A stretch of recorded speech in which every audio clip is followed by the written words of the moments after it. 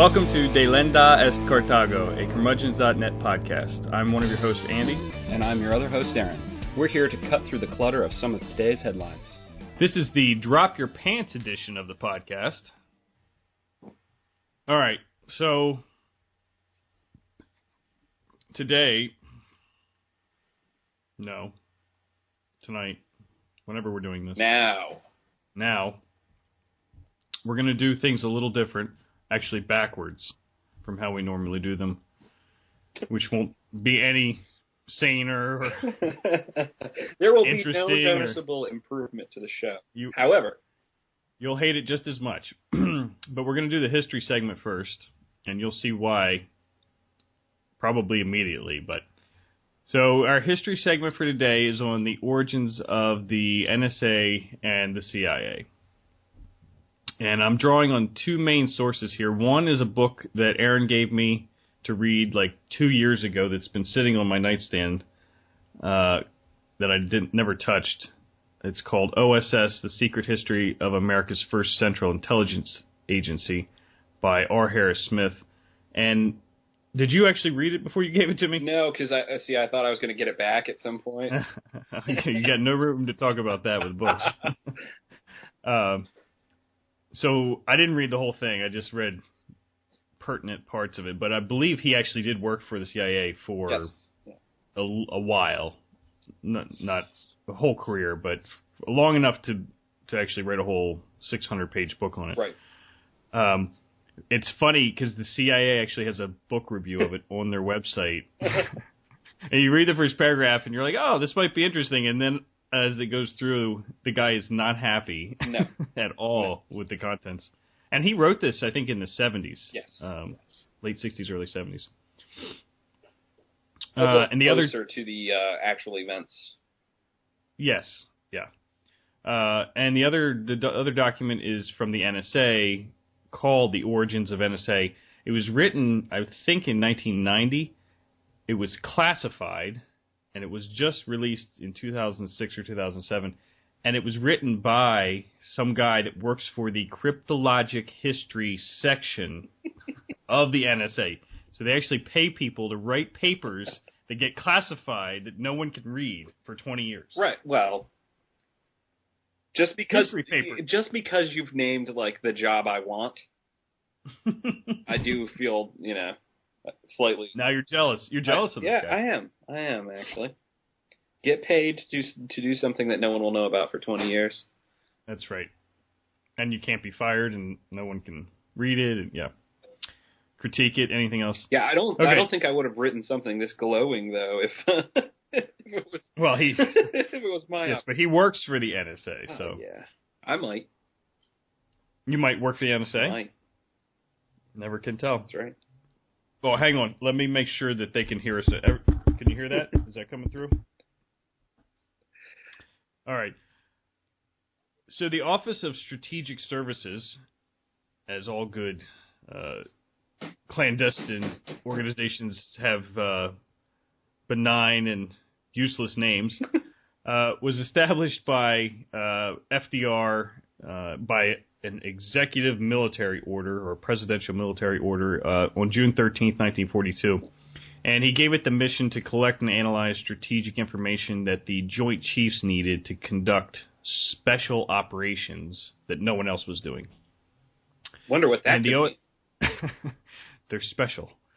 The OSS, among other things, during this time from 1943 to 1945, did things like training the troops in China and Burma, other rebel forces that we wanted to use to overthrow governments we didn't like.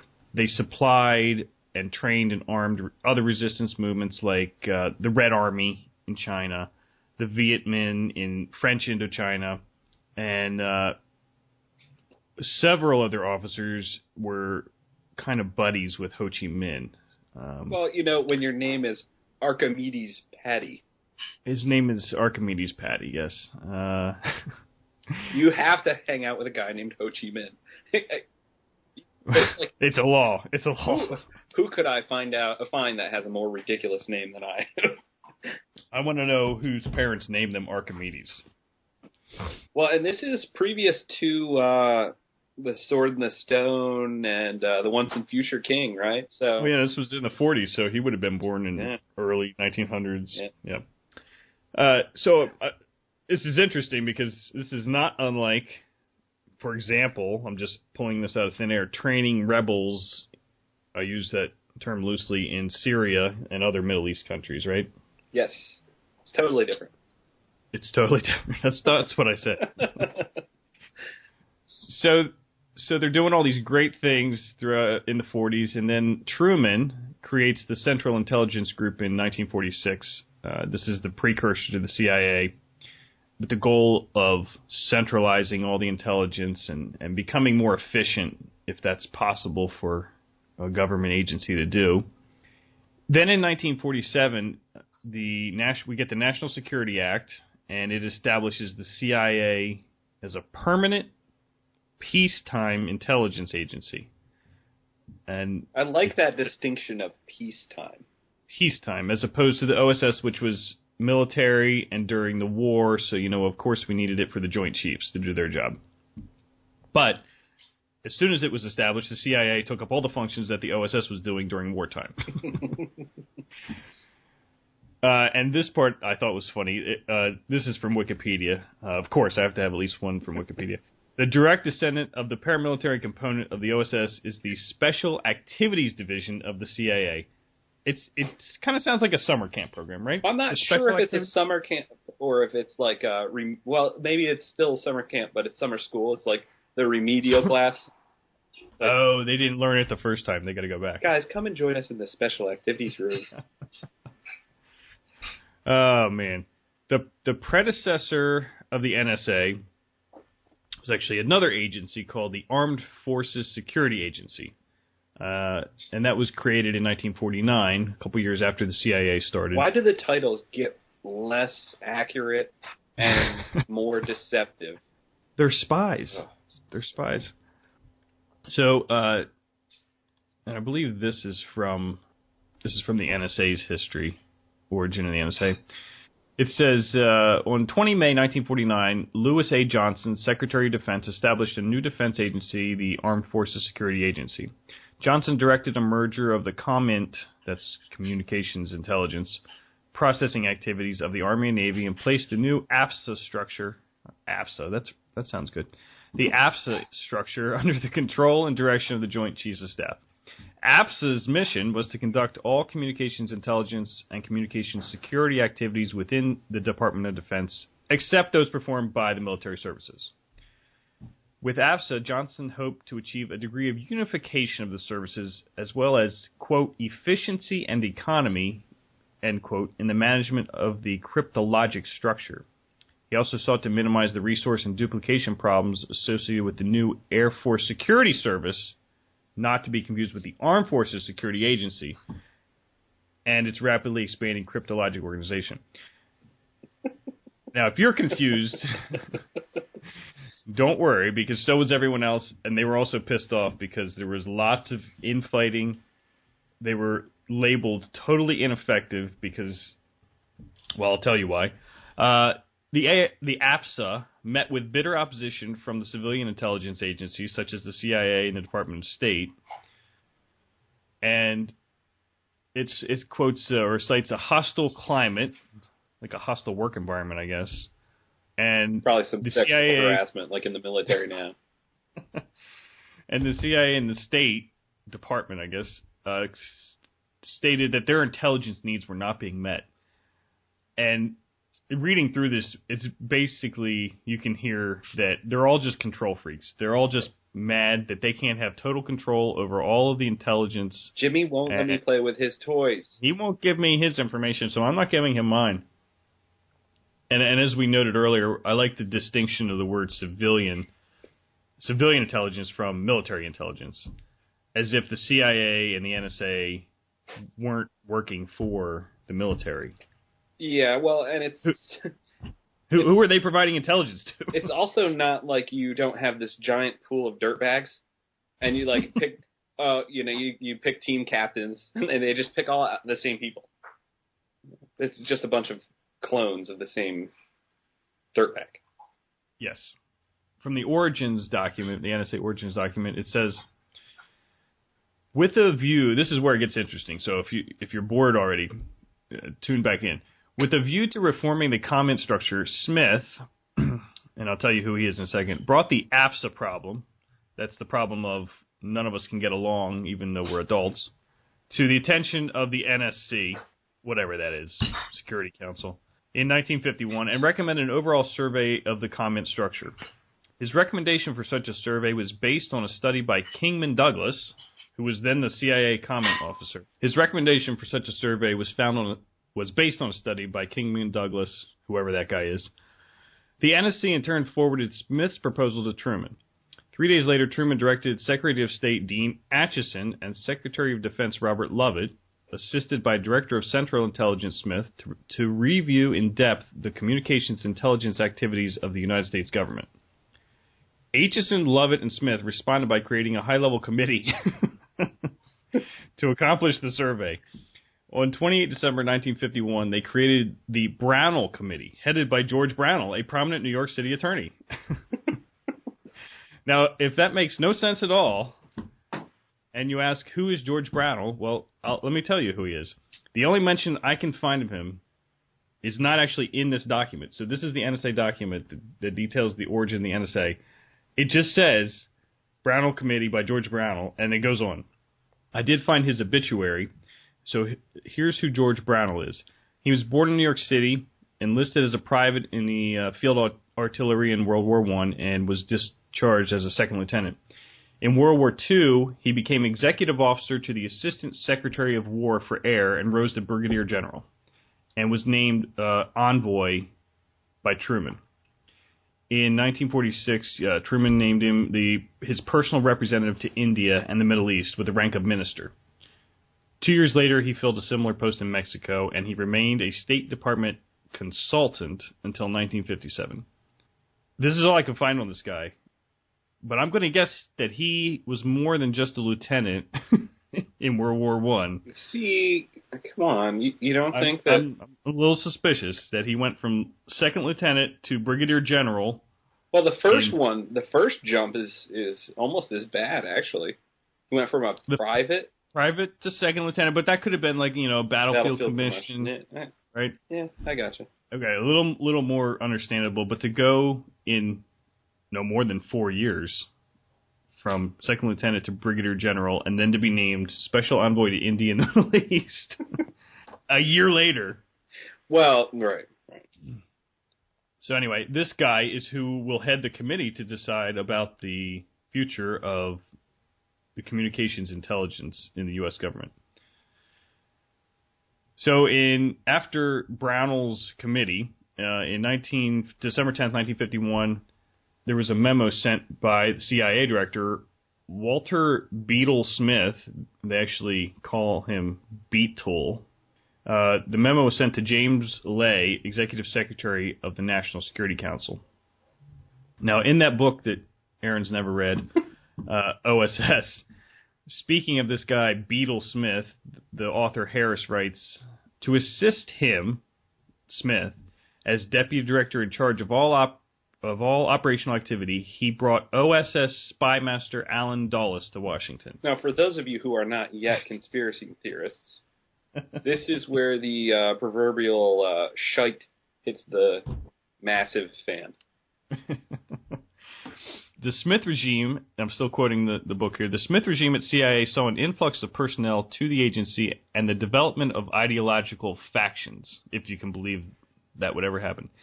In his 1953 memoirs, OSS veteran and CIA Balkans expert Albert Seitz noted with joy that, quote, the ethical balance, end quote, in American politics was, quote, swinging again to the right, end quote. The CIA certainly acquired its share of determined conservatives.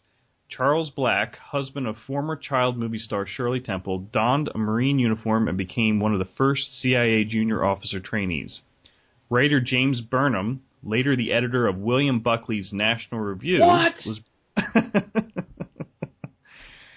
right on cue, was brought into the agency by OSS veteran Kermit Roosevelt to help plan the CIA coup against Mossadegh in Iran. Another recruit was Buckley's sister. What? Her brother-in-law was Senator Joseph McCarthy's administrative assistant. No. Yes.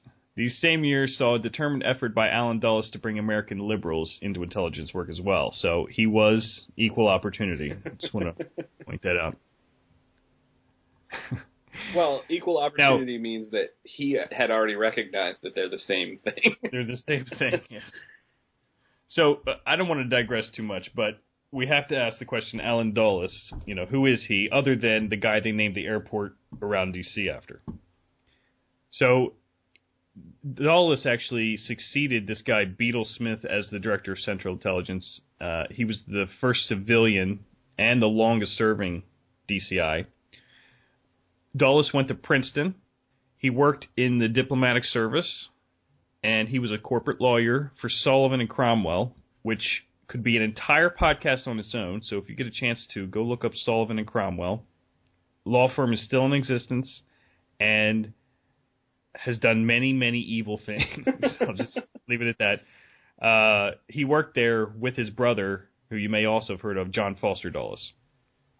It gets worse. Allen Dulles was also a member of the Council on Foreign Relations, and under his direction as the DCI for the CIA, the following programs: MK Ultra, the mind control, where they gave LSD and who knows what else to people without telling them.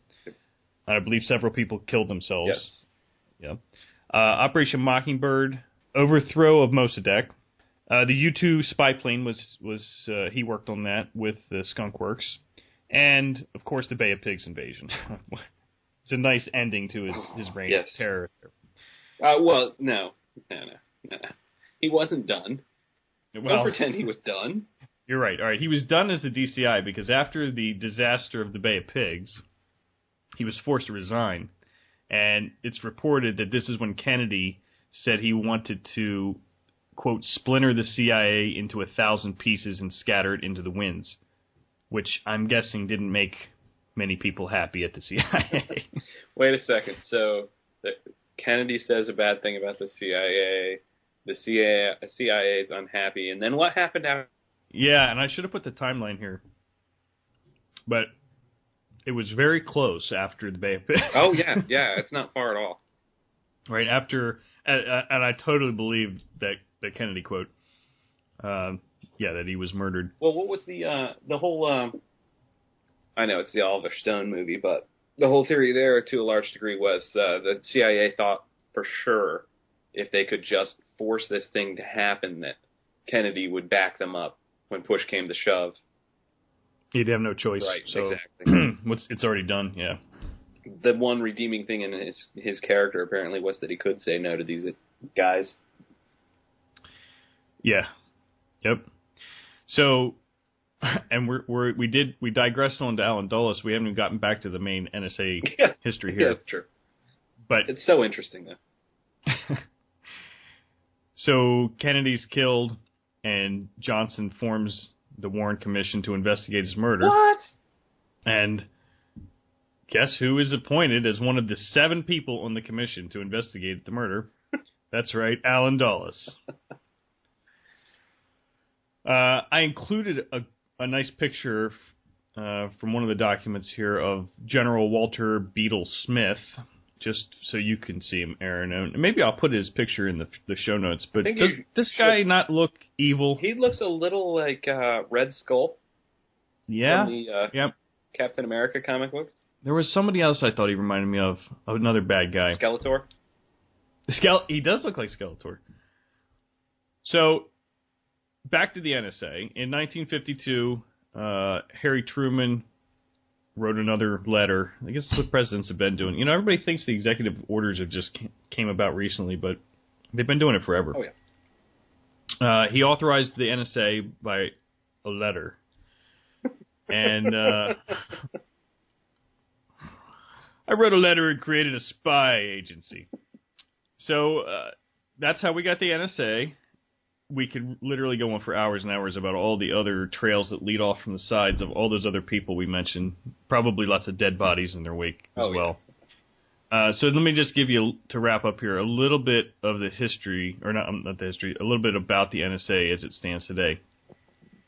Probably know they're headquartered at Fort Meade, Maryland, which is close enough that you could throw a rock and hit D.C. So they fall under the jurisdiction of the DOD, so I'm not sure how they're a civilian agency. By claiming to be one. Oh, okay. They wrote a letter. Yeah. Well, there you go. By law, and I use that term loosely, the NSA is only allowed to spy on foreigners. Wait. That seems to run counter to what I've heard recently. I know. I know we'll get to this in a little bit here, but Jon Stewart is away for the summer making a movie, and John Oliver is hosting for him. And Monday's show was pretty good. He, of course, had to talk about the NSA. He gets to the part where they're telling everyone that whenever they spy on someone with this automated apparatus, they make sure that there is a 51% chance that they're a foreigner so that it's legal. He goes, 51%? That's basically flipping a coin plus 1%. Poor Stewart. You know that guy's got to be dying right now, though. Oh, I know. It's hilarious. I don't think he's ever had anybody else co-host either. He's always just taken off, and then he comes back. Right. And then he's got all the stuff to do. But good for John Oliver. Yeah. So anyway, NSA has been described by the NSA as the world's largest single employer of mathematicians. And I just wanted to note here that if you're listening to this and you're going to college, don't become a mathematician, because you will either have to go work for the NSA because that's the only job you can get, or you'll refuse to work for the NSA and we'll never see you again. Or you will gladly join the NSA and you'll still be listening to our podcast. There is that third slim option. They're also the single largest owner of the single largest group of supercomputers in the world. Baltimore Gas and Electric claims that they are its largest customer. They are the largest consumer of electricity in the state of Maryland, using as much electricity as the city of Annapolis does. In a, basically one or two buildings on their campus there. And maybe I'll just end on this, that if you haven't seen it, the NSA logo is the normal circular government agency logo. It says National Security Agency, United States of America, has an eagle, and he's clutching a key. And I guess that's their subtle way of telling us that they hold all the keys to all the secrets. Yeah. So maybe it's just their subtle way of saying that they hold all the keys, period. Just the keys, period. Yeah. They're that small Asian dude in the last Matrix movie, yes, running around. Exactly. Yep. Yep. That would be great. I should Photoshop the logo and put his face on the eagle. All right, so there you go. There's your brief history of some of the evil people that have worked for and with the NSA and the CIA. Next time, maybe we'll get to tell you some more about Alan Dulles. I think that would be he could be a history segment of his own. All these people are tie him straight to the Bushes, though, and go from there. That's a trip. I really want to know more about this Brownell guy. I really want to know. Oh, no, I don't want to. Never mind. No, you don't. So, unless you're dead, you've heard of this NSA thing called PRISM. Well, hang on, Aaron, because only dead people listen to this podcast. That's true. Dead or soon to be dead, one of the two. I'm pretty sure. What's a PRISM? What's a PRISM? That's right. Apparently, you didn't put the definition in here. We should have. Why didn't you? We had to have a history of every single person on Earth in your history section. You're welcome. So, obviously, in this case, they chose PRISM because they wanted to let everyone know by their ridiculous name that they're sending half of the traffic in one direction and stealing the rest of the traffic. They're refracting the information. My apologies. Yeah, they're stealing it. So there's this guy named Edward Snowden And who is he? I haven't heard of him. Well, actually, I'm going to tell you about a cooler guy named James Snowden, who was a professor of mine at college. No, I'm not going to, but it'd be really cool if they were related. You could have strung that one out a little bit. Well, I was thinking about doing that and, seeing if there's some way I could get him in trouble. That's not nice. He used to share secrets and right in Listen, class. the NSA has already investigated both of us, so they already know everything. They know we're harmless. That's right. We'll get to that. That's a story for another day. So anyway, good old Ed. I can't resist using nicknames on this podcast. I don't know why, but I like that, though. We'll call him Ed. So Ed, who is at the moment hanging out somewhere in Hong Kong, and who appears to be leaning on the people of Hong Kong and their traditions and way of governing to protect him from, well, certain and imminent death, possibly. Now, I'm sorry to interrupt, but is it wrong that I can only picture the next Zach Galifianakis movie when I think of this guy sitting in a hotel room in Hong Kong? It's either that or else Bill Murray in Lost in Translation. It could just be because I just watched Hangover 2. Dude, seriously? Continue. I did. Yeah, I'm sorry. Not as good as number one. Couldn't read OSS. Instead chose to watch Hangover 2. That's the quality you get with a curmudgeons.net production. Nothing but the best for these people. Anyway, Ed, he apparently is being accused of multiple things. The first thing we heard was that he was a high school dropout. Now, guilty. The interesting thing about that is nobody seems to care that Thomas Edison dropped out of high school. Well, actually, he didn't even make it to high school. He ended up being homeschooled by his mother because he had that actually is worse today than being a high school dropout. Well, he had ADHD, and they just didn't know how to diagnose it then. They didn't have Ritalin back then. Exactly. True. So apparently, even though he dropped out of high school, somehow he is smart enough to use the Latin word verax as his code name when he's dealing with the Washington Post. He also seems to be quite articulate, in fact, possibly more than the host of this show. Definitely more than one of us. Far more articulate than this guy named John Yoo. Who said... Now, wait a minute. I know you hate delving into who people are, but for anyone who doesn't know, tell us who John Yoo is. I don't want to talk about John Yoo. I can't believe you quoted him. Oh, yeah. It's just awesome. You just have to read it. The only two words you need to describe John Yoo are lackey and bush. Or should I say... Bush League or well, that's... the actual Bushes? That's who you're talking about. Yes. He is a lackey for the Bush family. He is one of the... But he would fit right in as an Obama lackey. Oh, yeah. He is the quintessential enabler. Ah. Indeed. Anyway, John said... Speaking about... It's J.U. That's his rapper name. All right, well, I'm going to call him JY then. JY. So, JY. That actually has a question mark at the end when I say it, too. JY? All right, so John Yoo said about Ed, if he is a spy, it is amazing that someone with such little background... I'm sorry, oh, man. This is going to be the stumbling point of the evening. I can see it already.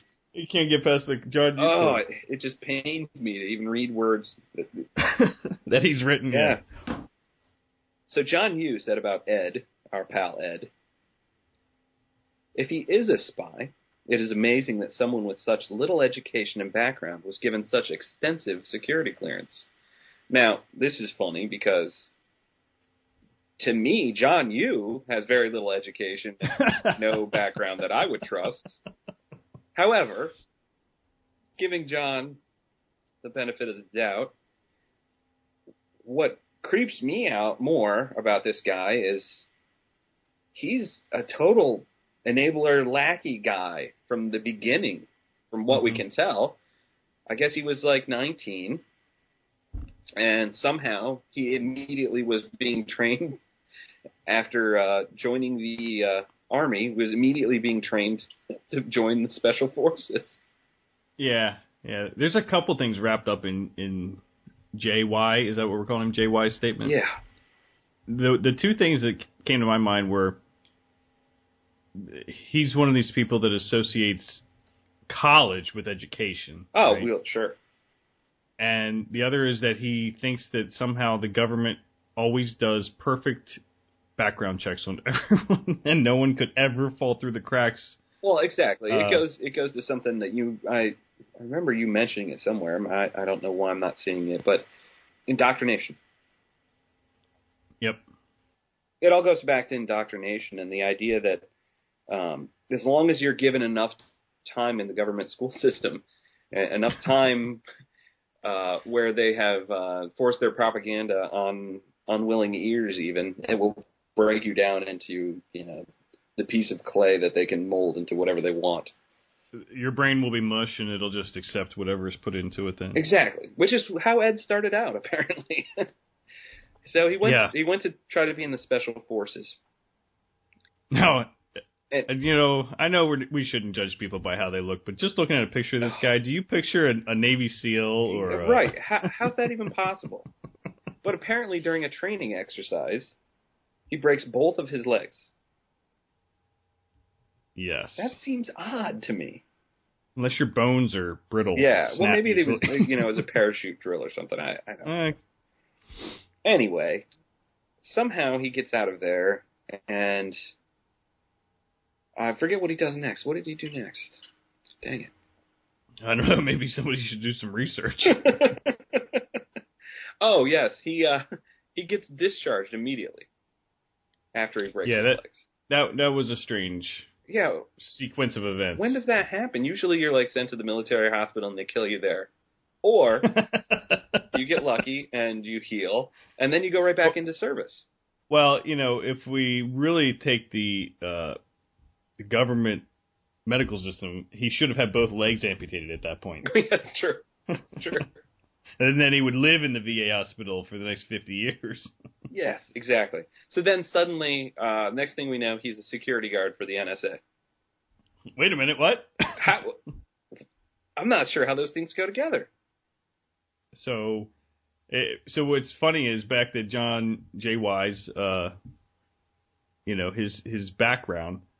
It's like his background started, his capability of being in the NSA started the second he signed up to be a soldier, right? Right. So it doesn't matter what he did before then. They saw as, you were a soldier? Oh, come on, man.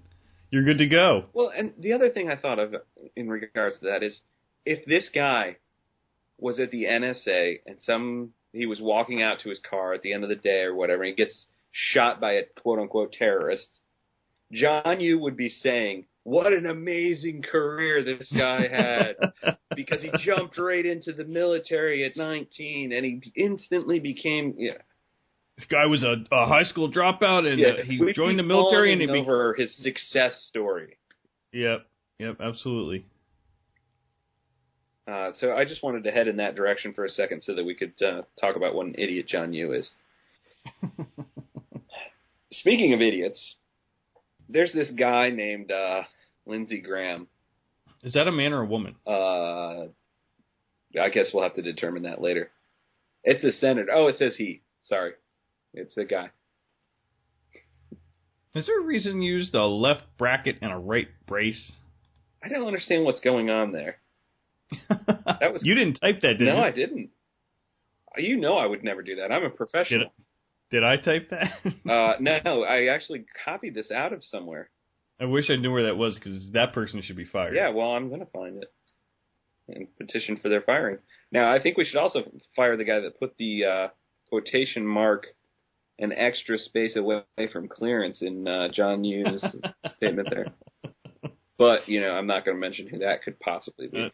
That may have been me, accidentally. That actually, I'm going to blame that on Google. Oh, here we go. I'm going to blame that on Google. While they were splitting off my data to go to the NSA's data center, they lost. They inserted an extra space.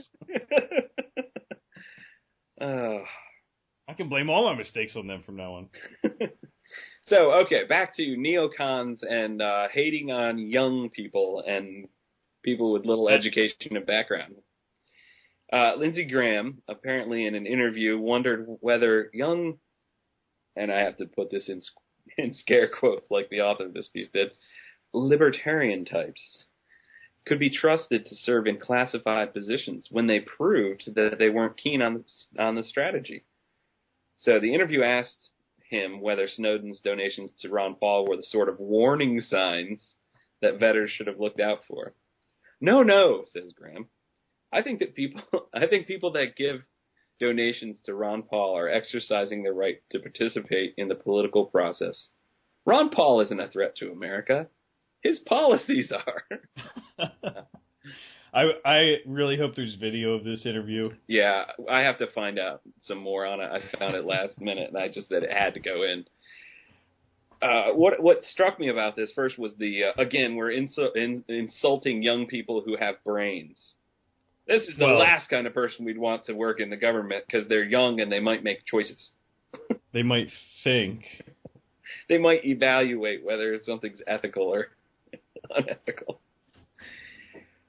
So I really like Graham's line about Ron Paul isn't a threat to America. Because in my mind, when he says this, I immediately thought in my head, he's really saying, oh, don't worry about Ron Paul. We're currently reading his emails, taping his phone conversations, and if it comes to it, we could always just drone murder him. Is Lindsey Graham on the drone murder committee or the tell me whatever? I don't know, but I know, if you know what I mean. Yeah. He's on the secret committee. Even if he isn't, he is. If that makes any sense. I think Lindsey Graham, based on this alone, if I didn't know anything else, Lindsey Graham has a Ron Paul voodoo doll that he sticks pins in. Yes, there's no doubt in my mind. It is coming through so loud and clear in these two sentences. Well, and he's sitting there with the interviewer, and he's like, they had to bring up Ron Paul. This is about me, and they brought up Ron Paul. I was going to declare Snowden to be a high school dropout.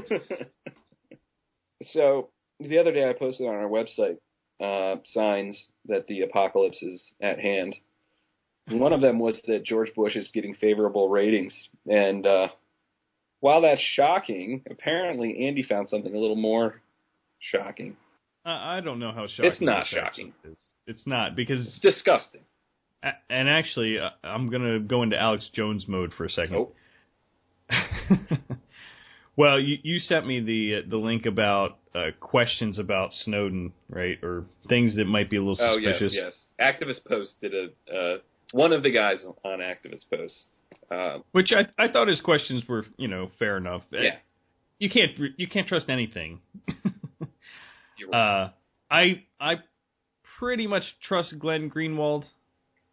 As far as he's not a tool of the state. Yes. It's always possible he's overlooked something or has an agenda, whatever. But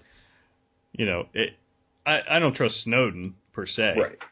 And so it's good to question him and his motives and where he came from, all that stuff. But I have to question how Pew happened to have a poll ready the day of the story breaking, asking people what they thought about being spied on. Doesn't it seem strange? It was literally the next day. I mean, now I know they're a big organization. They can do things like that. But, that's, I don't know, it raises red flags to me. I just want to find out if, the guy that's in charge at the polling office, he's like, oh, we've been polling about the NSA stealing. We've been doing that for years. Everybody knows this. Yeah, those graphs are flat. They haven't changed. What else did you have to say about Glenn Greenwald? Or are you done already? That was fast. It might have just been that we should still question even Glenn Greenwald, who's proven so far to be on the right side as far as exposing things, right? Yeah. But it is possible that he's he's like a kid on Christmas morning, right? And he's like, really? I get to expose this too? You know. Well, when you're the only person with an open ear in the press corps, it might help. That might be what I was going to say. So it is funny, hilarious even, that Snowden goes to the Washington Post and says, I've got the biggest story that you're going to have probably this year or in the past couple of years, whatever, however big you think this is. And they're like, no, we don't think we can run that. So he's like, all right, screw you guys. I'm going to go talk to Greenwald. Then they run the story later, and they're like, but you know, I just want to let everyone know that he talked to us first. Yeah, we knew about it. We knew about it. We weren't going to tell you. We knew. Which is, that's what the funny part about that is it sounds like, I don't know, they're the government. colluding with the NSA, right? It sounds exactly the same. Oh. You know, Snowden came to us and he told us all this stuff, but NSA told us not to say anything. So. So I asked you this question here: will anything change because of this story? No. That's the short answer. That's the short answer, and there's many reasons for it. The first is that people love their country, and because they quote unquote love their country, they also love the fact that they're spied on by their country, because it makes them have a emotional reaction of feeling safe. Yeah, I actually heard, I was walking back in from lunch today, and I heard there were the two security guards sitting at the desk and two other people. They were obviously having a conversation about this, and I didn't get all the details, but I just heard one of them obviously disagreeing with the other one, saying something like, but once they're already in here, don't we have to do something to figure out who they are? You know. Whatever he said, it was just totally mindless, just repeating the mantra, you know, we have to be spied on so we can be safe. Yeah, exactly, right. And I think that's why nothing will change. We already buy that, okay, Bush's approval ratings are going up over time because everybody's like, oh, well, my whole thought on this is, okay, eventually people are like, well, Obama's doing the same thing as Bush, so maybe right. Bush wasn't all that bad. Not that bad. Well, and as much as it is suspicious that Pew had the poll ready to go, it could be a real poll. Oh, sure. Yeah, it certainly could be. It would not surprise me in the least. Yeah, it wouldn't surprise me that half the people say they don't care. Yeah. Right? Well, I think you and I would both say that we probably know 10 people that would say immediately, oh, yeah, I'm okay with that, because they're just after the bad guys. I think it's easier to say I think I know 2 people who would care. Yeah, exactly. Yes. Yeah, they're after the bad guys, and I have nothing to hide. So yeah, I'm innocent. I'm innocent. I don't have to worry about it. What kills me about all these attacks on privacy is it's no longer. It's all about whether you're innocent or guilty. Just like everything else is coming to be about whether it's legal or not legal in this country. And it's disgusting because we're not allowed to have individuality anymore. We're not allowed to have anything that we hold personally dear to us. It's all got to be fair game for somebody. Yeah. At the same time, if you do hold anything dear and you want to share it with someone else, meaning, you have something valuable and you want to put that message out to attract other people, the shunning works in opposite effect as well. Once you go public with it, then it's, oh, that's something we didn't want to know. Yeah, it's a little bit of a double standard. It sure is, yeah. So you wrote that nothing will change, obviously, but this is another opportunity for Democrats and Republicans to show how they are the same. Yes. Which I guess could be good for our cause. Maybe it will get one person to say, wait a minute, why are they agreeing with each other? Yeah. So I put a couple of quotes in here. I think I did this. I don't know. I've lost track of what I did and what you did. The wonderful senator from California, Mrs. Einstein. Her name is Mrs. Gun Control? Yeah, Mrs. Gun Control. Mrs. Chairwoman of the Senate Intelligence Committee. That actually is the oxymoron Yeah, in the Senate Intelligence Committee. Said, I don't look at this as being a whistleblower. I think it's an act of treason. On the other side of the aisle, Mr. Boehner, he's the guy that nobody likes, apparently, including his own party. But anyway, Good Morning America, Boehner went on to say, the disclosure of this information puts Americans at risk. It shows our adversaries what our capabilities are. Yeah. How does it hurt to let them know that you can take anything you want anytime you want? I don't understand this. You know, it's How is this bad for the NSA? Like any of the foreign intelligence services didn't know. Right. You have the largest data centers in the world already, and you're building more of them. Yeah. What did we think you were doing there? In Utah or something. Yeah. Yeah. Well, they can't get any more power out of Maryland. Yeah. It's going to be like 12 feet away from some giant hydroelectric dam just so that they can... Yeah. Well, and what you're going to see is all of a sudden, all of the carriers, telecom carriers in the Midwest are going to be digging trenches, filling them with fiber toward the middle of the Utah desert. I wonder why they're doing that. I don't understand. How come unemployment's so low in Utah? You know, it's funny. I was in China, in Shanghai, about 4 or 5 years ago, and for work, and they gave me a company phone, and they gave me I had a cell phone. They gave me a different one, international phone, mm-hmm. and I would use it to call back and check in and see how things were going. And but whenever I would call, I couldn't be on the phone for more than like 10, 15 minutes before the call would get disconnected. And I would ask all the people that I worked with that lived in China, does this happen to you? And they're like, no, it doesn't happen to us. And we joked that it was basically the Chinese government, because they sit knowingly, everyone in China knows this, the Chinese government sits in the telcos in China right next to all the stuff so they can censor everything. Yeah. And we joked that it was them, they would cut off my conversations because they ran out of tape and they had to change the tape so that they could keep recording. But now I realize it wasn't them, it was us. Yes, exactly. We ran out of tape and had to kill the call. So because I was a foreigner at that point, right? I was calling from another country, so they were authorized to listen to my phone conversation. Sure. So anyway, so while you were busy doing whatever you do with that thing you call a computer, wow, while it crashed, wow, my computer was still running. So I blame a conflagration of Skype and Google. Yeah, well, Skype is actually owned by Microsoft, and they're on the list, the PRISM list as well. So, well, that's exactly what I'm telling you. It's the NSA is trying to read my Google Drive document and trying to listen to our conversations, Skype, and it's just causing problems. All right.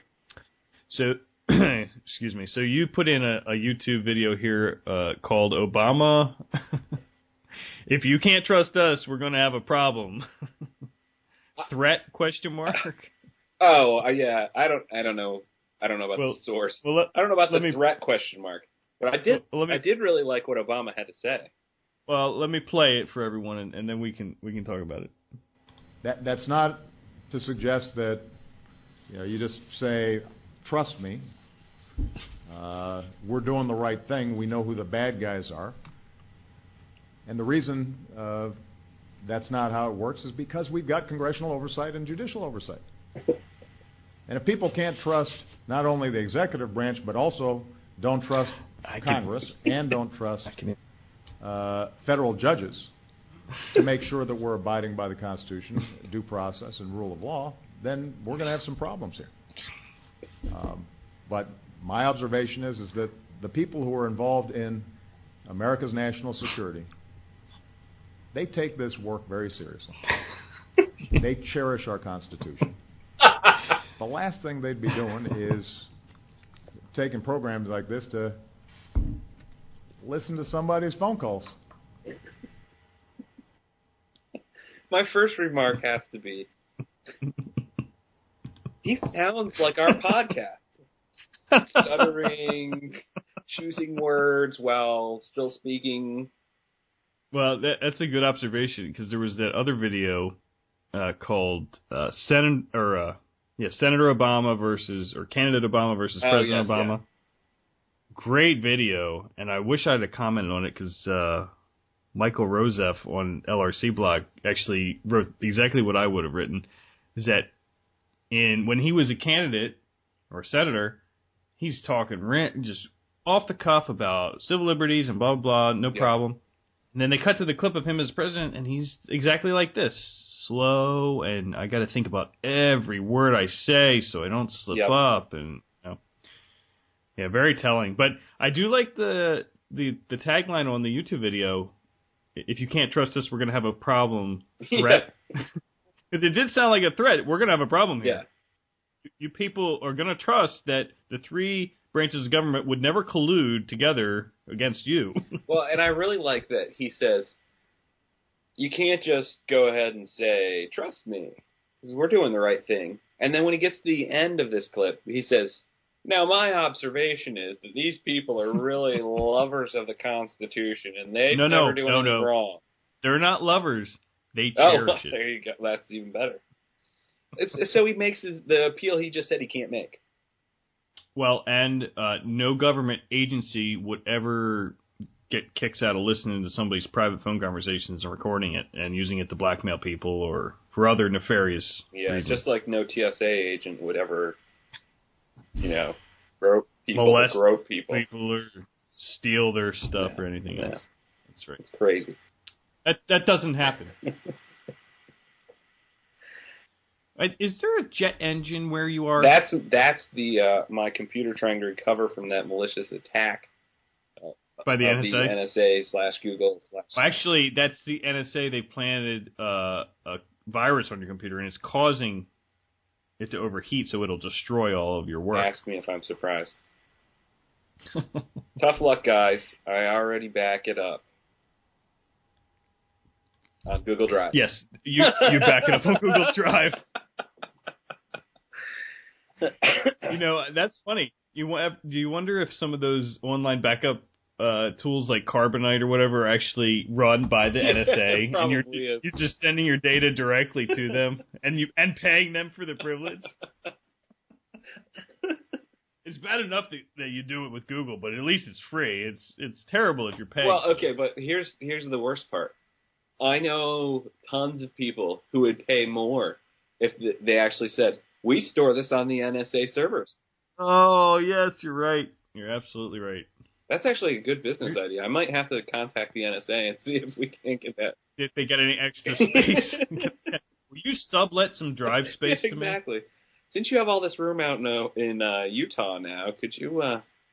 Was Amazon on the PRISM list? I don't know. I don't remember seeing them. I don't either.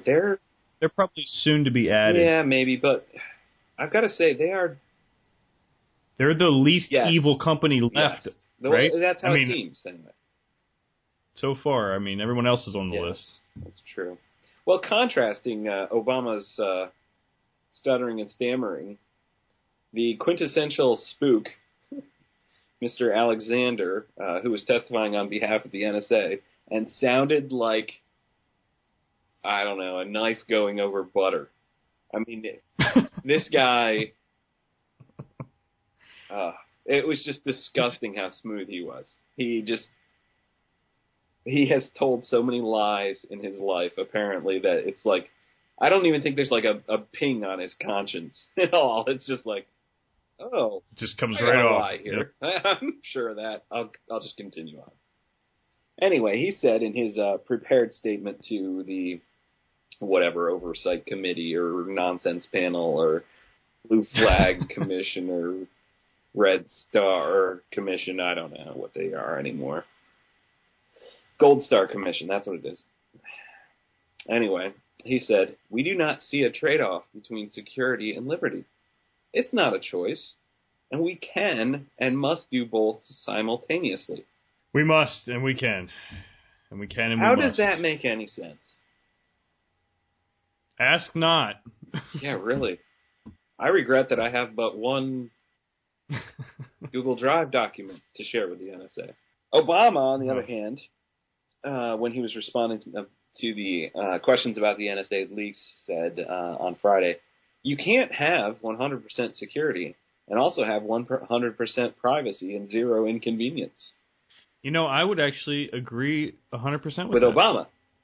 Yes, yeah. Completely. So yep. He did tell the truth a little bit. He did. And it just points out to me again, the NSA's testified before Congress 1 million times about all this stuff. How are you going to solve the problem by having this guy come in and talk? This isn't the same guy that last time. No. They brought in. Well, they can't bring that guy in. They're going to force him into a corner where he can't lie his way out of his lies. So you bring in I don't think that's true.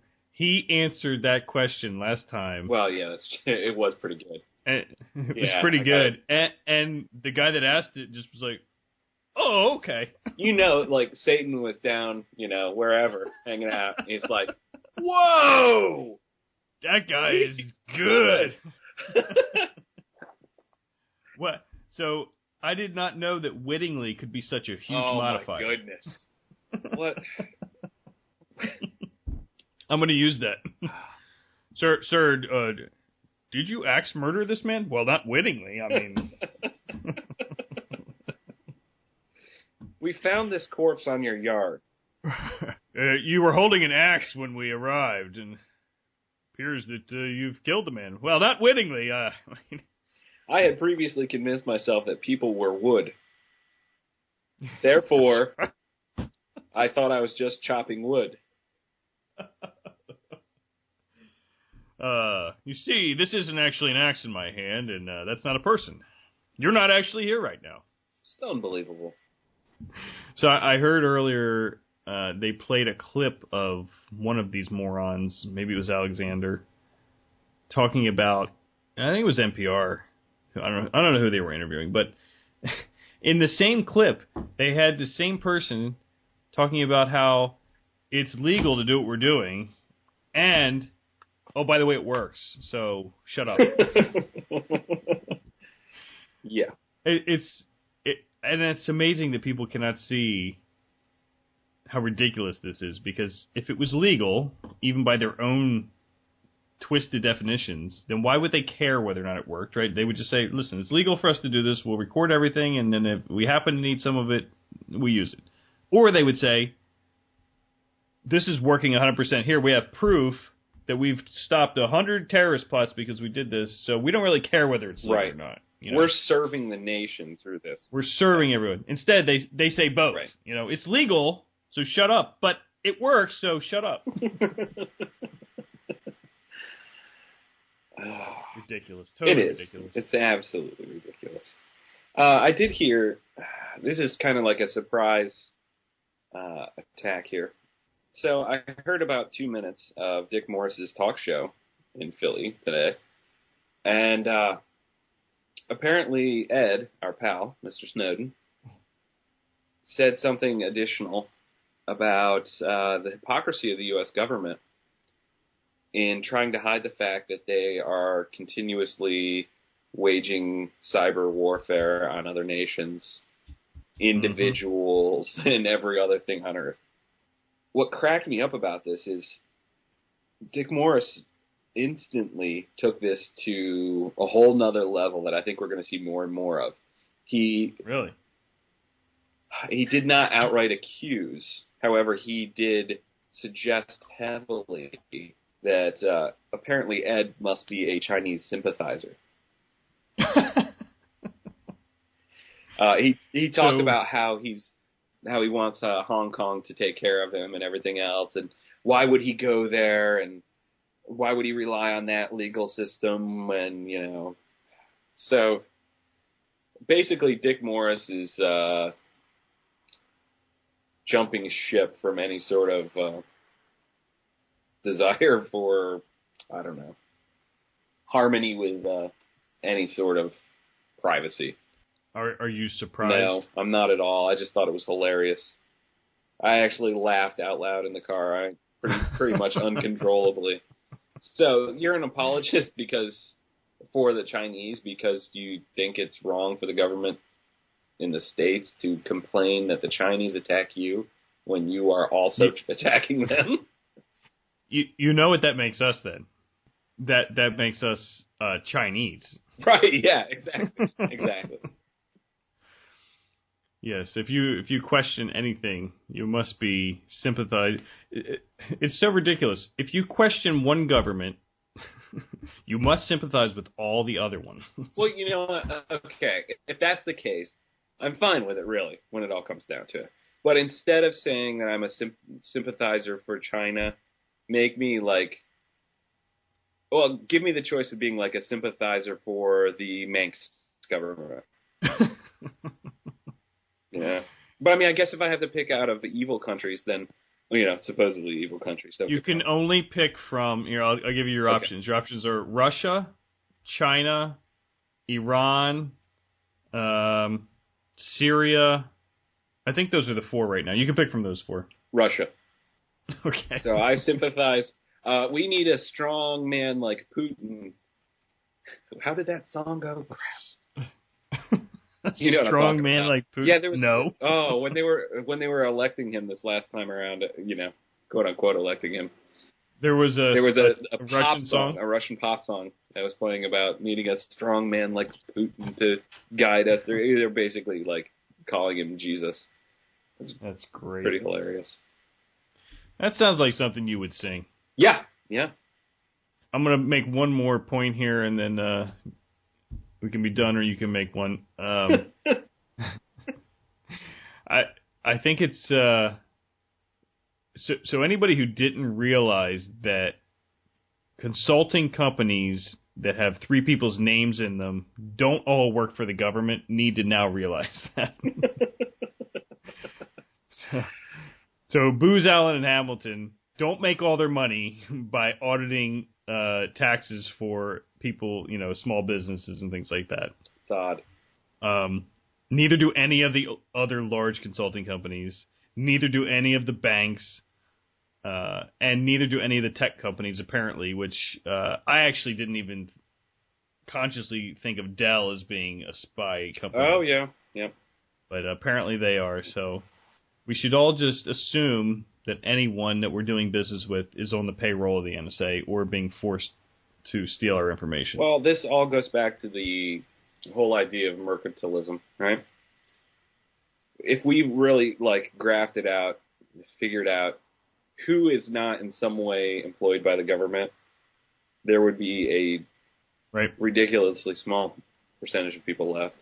And it's all people who, work for themselves or work in some. Would it include us? It would include me, for sure. I think a portion of me would actually probably work for the government. Yeah. Amazing. Yeah. I already work for the government, so it's no secret. That's not true. Though it feels like it sometimes.